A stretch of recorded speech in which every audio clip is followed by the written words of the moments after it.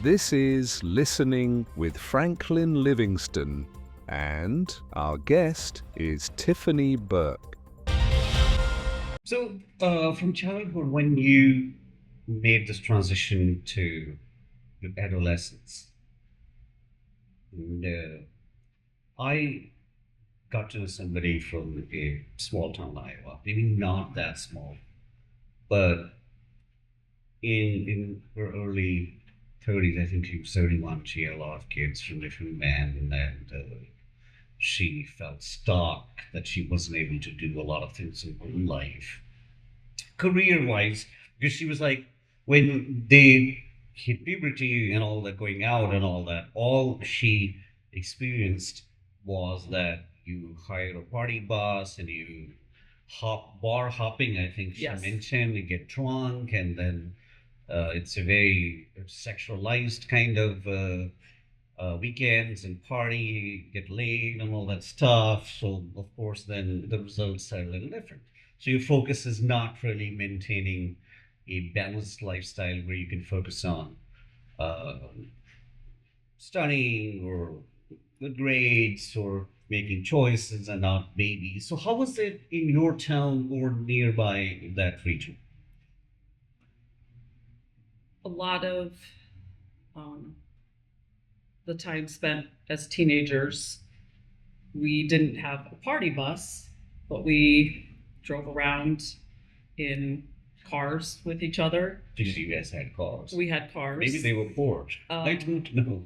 But was there a thing with party buses type thing in that Um, region? Or no? Oh, now there are, but it was more driving around in cars with friends. You'd go from town to town. You'd go gravel roads, country roads, the drinking, the partying, as you said, absolutely. Um, I'm sure there was a lot of promiscuous things happening. There are also a lot of um, assumptions in our small town of what people were doing and what they weren't doing. So what do you say? Assumptions? Rumors, Rumors means somebody hooking up with somebody, that kind of thing? that kind of Oh, thing. yeah. Yeah. Yes, Gossip. exactly. That was a huge reason for myself for leaving and coming to a larger area where everyone didn't know everyone. They didn't. Because you know- always have a sense of being judged and looked down and maybe guilty. Whether or not you've Whether or done not you- something, they are assuming you did something. Yes, which was huge, where I was, and when I went back to a reunion, a school reunion, and this really resonated with me. One of my classmates, I don't remember if it was the 10-year reunion, specifically said to me, "You know why you weren't liked in high school?" Hmm. And I was stunned because we're adults and you're telling me a reason why I wasn't liked. And it's, you had money, your family had money. And I thought to myself, but you don't know what went on in my family. You don't know what happened behind closed doors and whatnot. So that judgment still remained all these years later, and really it was hard. That was very, very hard to hear. I think that's a part of humanity too. That's why the book of Matthew is all about not judging, not thinking, not assuming. Because I still remember this gentleman used to work for us on a production from Waterbury. You know where that I is, do, right? yes. And I think it was either he's 23 or 27. And once we were supposed to, all of us meet at a place, and he and I had to meet at a particular spot, and he showed up. And I was standing closer to a very expensive vehicle. And he said, "Oh, that's a new car." And I was like, "No, dude, I can't afford that kind of car." And he was like, "Oh, but you have a motorcycle." So I thought, okay, he thinks if I have a motorcycle, I have just like this bullets and money, and because that's the assumption is rooted in a perception he developed somehow, Right. and I think that's the human nature, which I personally think, coming from a Christian worldview, has always been discouraged. Because you're right, you never know what's happening behind closed doors. It's like I was a part of a meeting. I think it was a meeting or some sort of seminar, uh, about uh, that organization that I mentioned where you can go and say I need help. Yes. So there was a very smart young female. She was either a therapist or somebody who came and gave a speech, and she said, "What if someone walks in with the latest iPhone? Don't assume if they have that iPhone, they have cash in their pocket or their credit cards and all that stuff. They can't sell it because what if they're using certain apps, they work through them or whatever. So having iPhone doesn't mean you have money to buy food." Yes. But unfortunately, people would look at a watch because look, if I buy a watch, and if I go and try to resell it, it might not be like more than $20. Same thing with phones and all. But the world does judge you uh, from the outer appearance because they don't spend time, or they would say, "We don't have time to like really get to know them." Yes. And especially if you're living in the same neighborhood, unless you get to know them, listen to the other person and their inner struggle, their cries, you will always develop a shared understanding. So I'm so sorry that happened to you. It gave me a chance to grow and to realize as well that, as you said, you can't automatically assume and judge people by what they're wearing, how they're dressed, what they're driving, the purse they're carrying, um, and trying to instill that on people that I'm around and with, surround myself with, is what I take from that. Mm-hmm. Making sure that and when I am in those moments, because I'm not perfect, I judge people and see things and think, certain things, make assumptions. But I also take the time to ask for forgiveness for those assumptions and try not to do that as often as I have prior. Definitely making it a learning situation for myself. But it's been hard. It's hard Mm-hmm. to do that. Let me ask you this. So when you talk about these people or a culture of just gossip and culture of just getting wasted and all that, what was the role of religion? If religion was there, because religion historically in the United States, especially small towns, was very, I think, significant. Still is in some towns. So was it doing any role or job to help people think otherwise, behave otherwise, or it was just on the side, it's always there. You want to go there, go and get whatever you want to get, and then it's not interfering in your public life. In my younger years, when I was there, the church role was there for forgiveness. So in the times where the drinking, the drugs, whatever was prevalent, you were able to go and ask for forgiveness, going to confession. Oh, confession. Okay. Going to confession. Sorry. Yeah. Exactly. Sitting with the little wall Yeah. behind you, between you and the priest. yes, Yeah. very intimidating. Right. Very Or difficult. the priest, like, aren't you the daughter of so and so? I know you. I'm going to tell you that. I know that voice. Of course. No, I meant to say, like, for example, you live in a community that are 500 or 500. 500. And 500 people. And now you go to church, and church is reminding you again and again, every second sermon is like, hey, don't gossip, don't gossip, don't gossip. So when you are doing that at a bar, you're like, that is against my belief system, because that's the wrong thing to do. That kind of influence of religion. Or no, it wasn't like, okay, I heard that preacher guy, that's his job.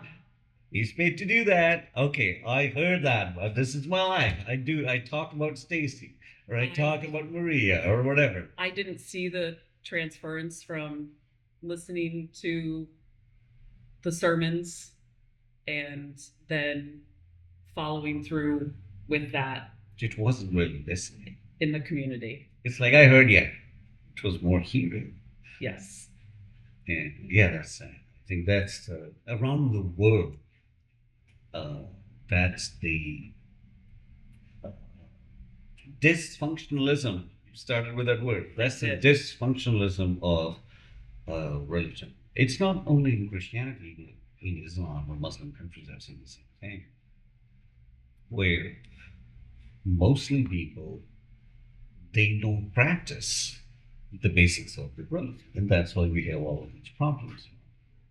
So I was just curious that in a small town where if religion is so significant, or everybody knows, oh, the priest is going, the pastor is going, would they transform their lifestyle, or they like, nah, I know when to go there, but I know when to live my own life in my own way. Yes, it was definitely separate. It didn't carry over from what I saw. And it had the same influence on younger people when it came to partying and being promiscuous. They were like, okay, I know church tells me that, but it's my life. So when on Sunday I'm going to go there, I'm going to behave properly. But then Friday night, we're going to be all together in a car, driving the gravel roads, going down to town, drinking and drinking it. Yeah. Is it different here in the Northeast, or the current generations? Because you also have children. Yes. So you can talk about the same age range from different era. Do you see any difference in the world because of social media or anything that's different? Because religion is the same, the teachings are the same. The way it's expressed is a little different. Praise bands and all versus five garments, but wow, that's a big question. I think here, from what I see, that it's a mix. I think it's definitely a mixture. I have seen where the religion and the teachings really influence our kids, especially where I have raised my children. But then I also see the opposite. There is the money, which influences a lot, unfortunately, and it brings on its own stereotypes and its own issues. I think it really is where you are in your own family and what you're brought up with and how prevalent or not that church is. When my kids were little, it was very prevalent in our lives. As I said, my oldest daughter went to youth group faithfully, went on mission trips. It was her friends were from the church community, most of them. But then I also came to learn years later that it wasn't all that I thought it was.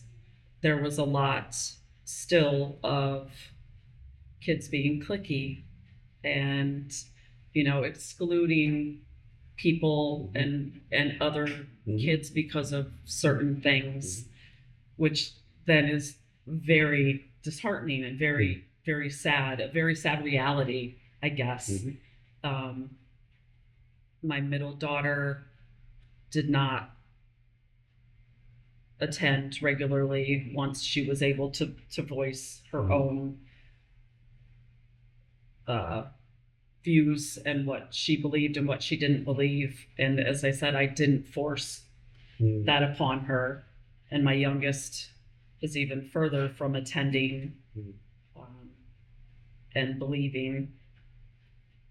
So I ran the gamut of religiousness in my children's lives, and even as I said, in my own. And not all churches are perfect. Churches cannot be. I had a certain thought and a certain belief, and then when my daughter came back years later, and it was like a revelation. I was very shocked because what I saw and how she acted and surrounded herself with certain people, I had a different view of what was going on without really knowing what was happening and what she was experiencing. So I see a lot of mixture, as I said, and I think it's very individualized and how you are raised in your four walls, for lack of better verbiage. So when it comes to moral values and belief system, what's the best thing a community can do or parents can do to help children grow in more wisdom, humility, and consideration? So I think what you were referring to, and I have seen that, especially I've seen in the northern suburbs of Laurel, very flashy lifestyle. It's very pick and choose. And, I remember I knew a young woman from Cedar Rapids. You know that is. I do. My grandparents lived in Cedar Rapids. Yes. Okay, and she was. I think she mentioned her family was Assemblies of God, Pentecostal, very conservative. Okay. And her mom was very conservative, used to force in a way. And this female was 26. And she had that anger and resentment to the religion. And I asked her why. She's mentioned the people, and this was about dating and marriage and all that. In her experience, and as we mentioned earlier, people get married early, so probably she might have thought she wanted to get married in 21, which I didn't ask, but in 26 was an age which was really late to get married. I also know someone from Iowa Falls who ended her marriage maybe 8 or 10 years ago, and she was, she has two daughters now, adult. And I was like, why did you marry at first? And she was like, oh, I was 26 And I did not have other option. So I was like, so what? You could have waited. And she was like, no. So I developed an idea. Okay, I've only been to Iowa Falls a couple of times, and you know where that is? I do. I spent some years, Oh, actually, very young, one-ish, oh, that's amazing. as a baby in Iowa Falls. So I found that she had a pressure, some sort of pressure on that she should get married. She's 26. So back to the Cedar Rapids girl. She said she was very active in church and all that, but she learned all about humility and acceptance and forgiveness and being inclusive. But all the guys who got married in the church in those years picked, and I'm using exact quote, skinny blonde girls. Right? And this girl was not blonde, and she was a bit uh, heavy set. But she was very intelligent. She was a school teacher, very smart, in my opinion. But according to her, no one really saw that, or no one was interested in seeing that. All her church mates were interested in seeing if a girl fits in that whatever definition of beauty and attractiveness the pop culture defines. Say the what? The Pop culture defines. Okay. Right. So I was trying not to say Barbie, but all right, said that. And I personally, I think I really am very thankful now at this stage in life. Or maybe a few years before, not like literally now, that I developed a confidence that I don't really care because I know, I mean, if I were to be compared, and I had that early on, I think I had those kind of struggles, and well, because of course the people I was around, I was the only one who stood out, which was very different. It was easy to smile, and I did not, in their mind, qualify to be uh, the leading man, because still, if we have a leading man in movies and TV shows, maybe things are changing, but still, it was geared toward a particular plot. And so this young woman developed anxiety and clinical depression just because she felt hurt and rejected by her own church she and her family was so committed to. And it comes across like hypocrisy when Yes.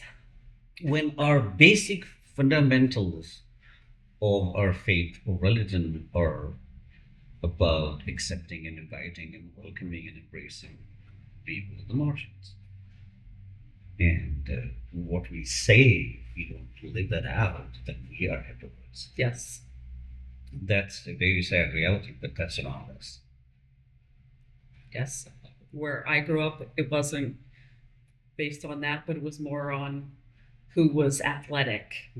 The athletes were the ones that, Desired ones. yes, and they were the important ones in our community. And I wasn't an athlete, but How did you find your husband? Now husband, then thankfully suitor. through my sister and brother-in-law. No, they were all Yes. married. Yes. Then okay. Yes. I met him in 97, Hmm. 1997, and we were set up pretty much through my. Which is great. I mean, a lot of people Yes. are like, no, it's not. It's great. I mean, you gotta meet somebody. It could be an app. It could be your sister. It could be the subway. But there are different ways. But it never happens that somebody's gonna come from the sky, Right. you know, Right and down next to fall you. down Yeah, I'm next here. to you to sit together. Yeah, so my brother-in-law and my husband were best friends growing up. Hmm. And we happened to be the only two single people at this event that we were at, and it happened. Mhm. So Yeah. very And he didn't care if you were athletic or not? No, See. I was out of high. We were both, you know, out of high school a number of years, and it's unfortunate he had heard, quote unquote, the rumors about me, um, a number of things that I had never even heard of that he divulged to me during our years of dating, that were outrageous and things that still were being said. And I hadn't even lived in Iowa for 7 years, but there were still things that had been said that were so untrue.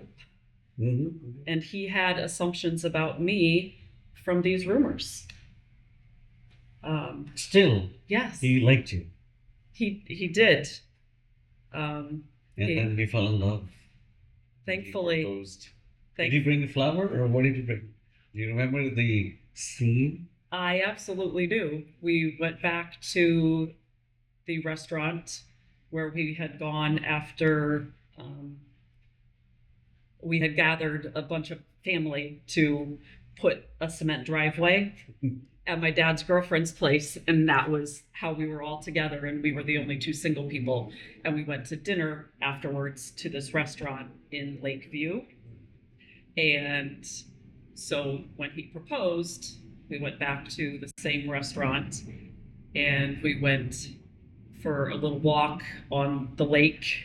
And when we were standing in the sand at the edge of the lake, I turned around and he was on his knee with a ring. Wow. Yes, And you said yeah. and I did. Oh, he had a ring also? He did. Okay. Yes. You guys didn't buy it together? No, So he you- had asked Oh. my dad Mm. prior. Some family already knew, and he had gone and picked it out. Yes, on his own. So the traditional old Sweet. No, it's great. Oh, I mean, yes. tradition has fallen to the wayside. always been a powerful thing. But it Just- yes, it was.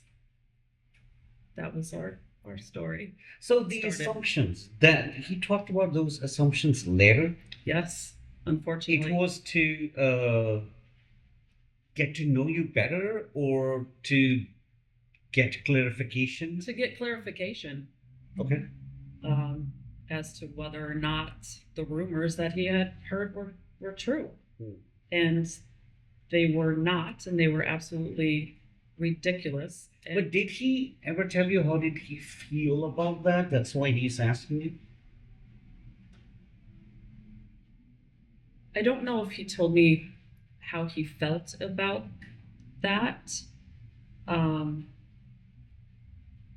Some of the things that he was told were, he was like shocked, and so more of a clarification on whether or not it was truthful.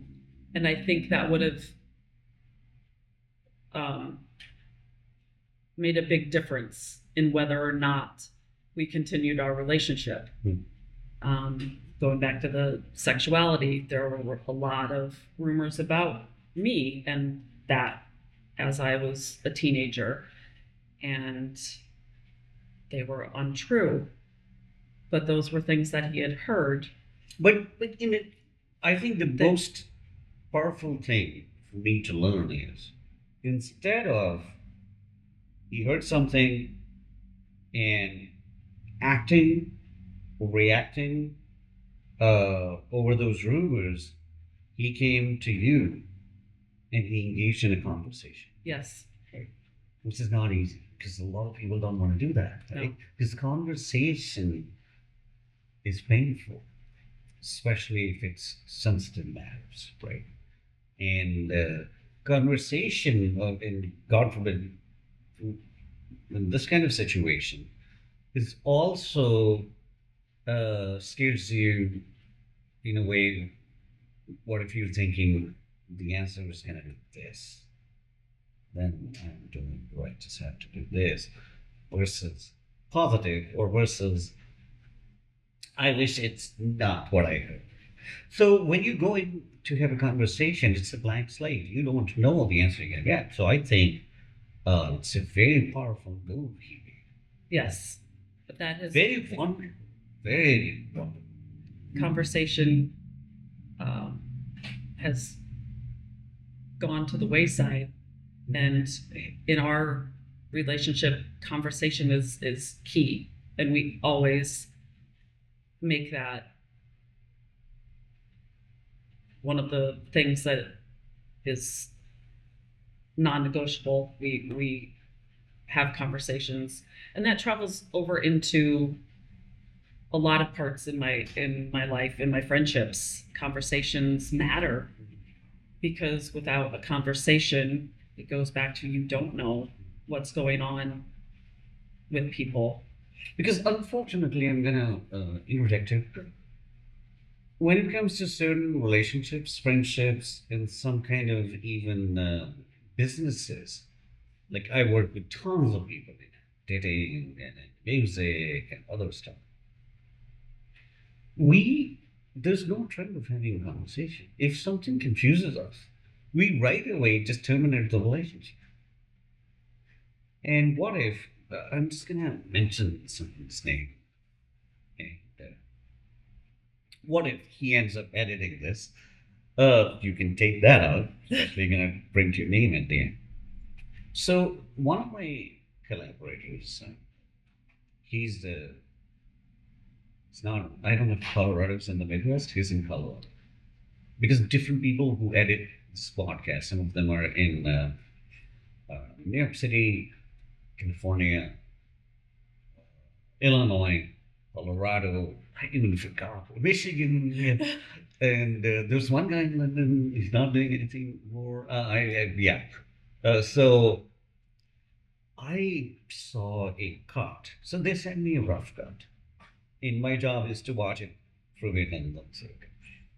And I watched like a few minutes and I was like really exhausted. Well, and I was like, yeah, we talked about this and sent me an email. And then I asked him to meet me, FaceTime or Zoom call. So instead of starting with not bragging about it, it was just like I was trying to use my wisdom or use my basic principles as a Christian man. So I said, okay, how are you doing? What's going on? And he opened up. He had a breakup, major breakup, a conflict with his girlfriend. He lost his job. So in the same week, he's going through so much stuff. So we talked about that for 30 minutes, and he was very appreciative of that. And I asked him to call me. And then I said, okay, let me help you come up with a strategy to edit this particular guest efficiently. Am I perfect? Do I know more than him? No, I just have more life experiences, younger. And then when we go through a lot of difficult things in life, naturally our brain doesn't function. It's to some extent it becomes dysfunctional. That's the word of the day. And because of Tiffany, she started that. And I think I was really impressed the improvement he showed. So that's listening. All he had to do was share with me what I mean. I take away his pain? No. Can I solve this problem? No. But as another fellow human being, I can at least show some support so he knows that I understand. I can empathize. Or if I have a piece of advice or wisdom based on my experience, I might be able to, but that's not always the case. And I think that if we could add that to our lives will be so much better. And especially people who are in relationships and marriages, because you can keep assuming, I don't know where she went. I mean, a lot of people I know, they're like, I don't know where. And then there's like weird things like, oh, you can have an app to do this and that, but just have a conversation. What's wrong? What's working? What's not working? How can we make it better? How can we make it adjust it? How can I be of any assistance to you? And vice versa, right? Right. Conversations, as I said, I feel have gone to the wayside. Our conversations now are a text message, an email, um, and so much gets lost Mm-hmm. or added that isn't there. Or speed texting. I do speed texting. And then later on, if I ever read, I didn't even write this word, but there's a different word that went with. Yes, conversation is key. Yeah. Is very key. And I try to instill that Mm-hmm. in everything that I do. No, I mean, And that's important. You're right. It's like you and I are two different things. We can't agree on everything. But by listening, I raise my concern, my boy said he raised a concern. At least I developed some understanding. Maybe if it might not be 100%, but still it helps. And then we can build upon that. And I think that's the best way to get any sort of relationship, working relationship, friendships, and marriage or dating. yes, And you're right, like texting, email, can't really tell the reflection, the invitation, and yeah. So there's no alternative to a real conversation. right. You hear a tone, you hear the words, you hear exactly what the person is saying. Or you can even say, "Are you even listening to me?" Which you have no clue. What? If it's like, yeah, we hear a text, which is, I know it's so dumb, but recently somebody said that, yeah, there was a guest. I had to pick her up from a different station. When I send the address, in general, I know when you Google maps or just maps and it will show the other room. And for some reason, this guest map was to come from Brooklyn, took them to another, and I was waiting there 20 minutes. Weird. And so I called. My sixth sense, I was like, I went to see him. And she was like, no. I was like, oh, okay. Why didn't you tell me? And she was like, I texted you last night. Oh. And I was like, oh, I didn't read the whole text.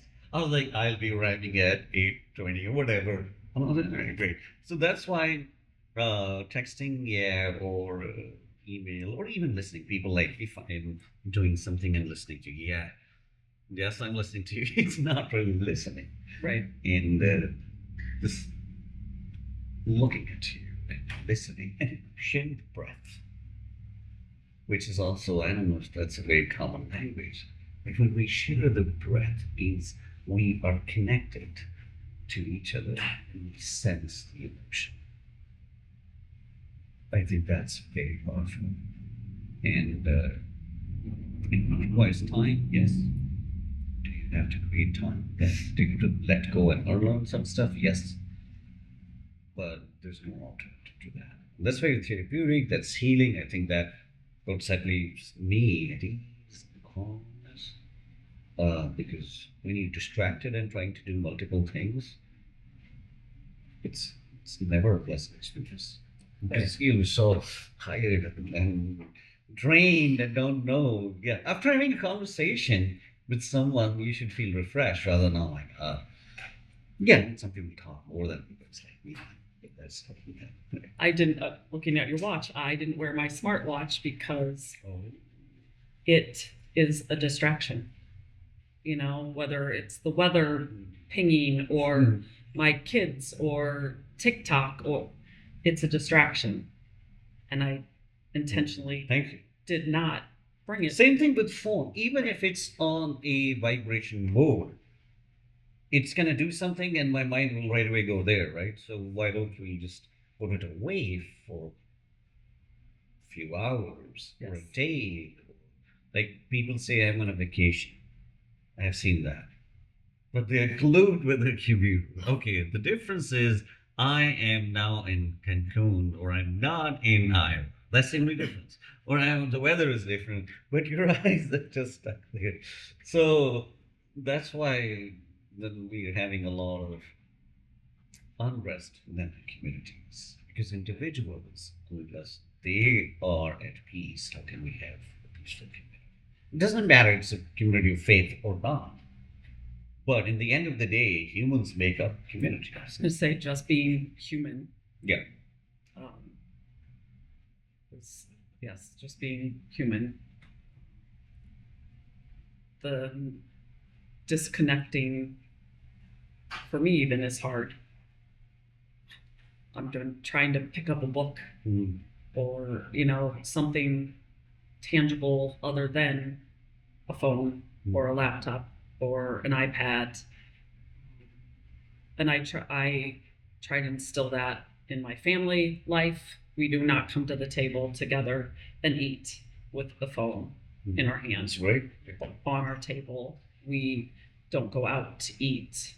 I try to be more mindful when I am with friends. I did have a friend a while back, went to breakfast with her, and she's like, "Can you stop looking at your watch?" And I felt bad because it was at a time where one of my kids was struggling and going through something. And I was always concerned that when it buzzed, it was her. But I did have to then be mindful that I am having a conversation with someone and they are noticing my major distraction. And so you developed a belief. You added that to your belief system that whenever I'm having a conversation, I shouldn't have a smartwatch. Or my phone. That's great. Yeah. Yes. And if there's an emergency, someone will know how to get a hold of me. We did it for so many years when we were younger without the smartwatches and the smartphones. We still connected with people and knew where people were. Without that, I think we need to come back to that and that connection. Exactly. I was thinking about 3 cars I had driven in Iowa without any GPS. It wasn't like 100 years ago, but still. First of all, those first 2 cars were really inexpensive. You can get a car for $600. It's not going to have an air conditioning, right? But that's what you can afford when you start. And you had a paper map. Yes. You had to. And then, you remember, you knew where you exit.